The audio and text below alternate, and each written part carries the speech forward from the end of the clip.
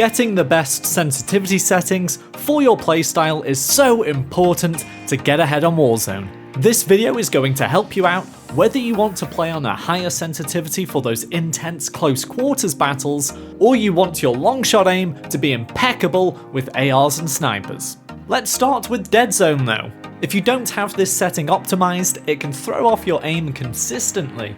This setting is essentially how much your analog has to move before it has an effect on your screen. You want it to be as low as possible without your aim dragging across the screen. This essentially means you get instant responses in-game, which could be the difference between winning and losing a gunfight. Now if you have aim drag because your controller is worn, you're just going to have to keep increasing the dead zone and testing your drag until you no longer have it. It's better to have a slightly slower response time from analog movement to screen movement and be in full control of your movement rather than let a worn controller ruin your shots. Speaking of trying to maximize the output on screen compared to your input on the controller, we have aim response curve settings. I am going to make a separate video just on this that covers absolutely everything, and I did cover it briefly in a complete settings video, but just to summarize, there's standard, linear, and dynamic.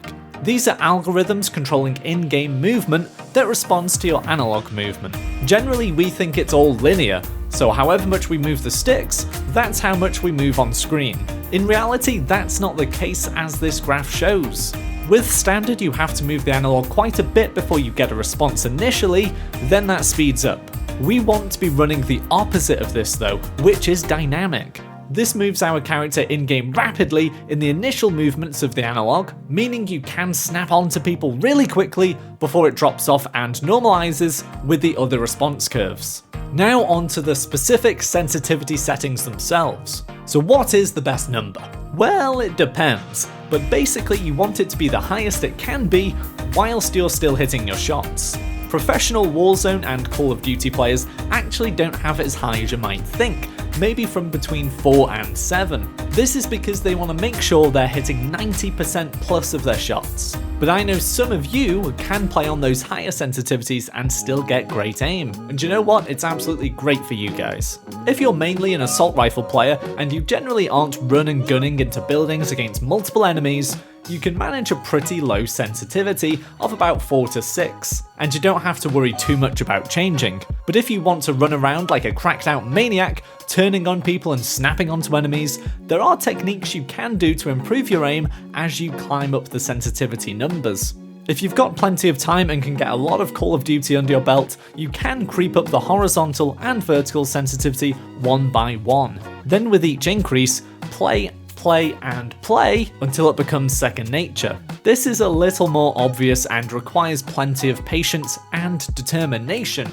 If you've not got much time or you want to get there a little bit faster, a technique that I use, which is pretty rare and I've not heard anyone else really try, is to bump your sensitivity up really high, way higher than you'd ever really want to get it to, then play a couple of games on this new number before dropping it back down to where you actually want to get to. So if you play on 4 and you want to play on 7, play some games on 14, then drop down to 7. Comparatively, this will feel much more manageable. I mean, not perfect, but it will handle better than if you went straight up to that 7 from the 4. Doing either of these methods is going to help you out. The bottom line is you've just got to keep testing it out and training it into your body. It is difficult just in Warzone because you don't get enough engagements with enemies, which is essentially the practice you need to train your muscle memory. It's still possible, of course, especially with Plunder and Rebirth Island, but it will be a little bit slower than if you're playing Nuketown or Shipment or even League play. In terms of your ADS sensitivity multiplier, I personally like to go for something below the standard, which is 1. This basically means when I'm aiming down sights, the sensitivity is low, meaning it's easier to be more precise with my aim. Now if you're always aiming down your sights and you drag it across the screen to lock onto people, you're gonna need it above that 1. But generally I wouldn't recommend that style of play anyway. You're going to be too static on the map and you're gonna make it easy to be hit.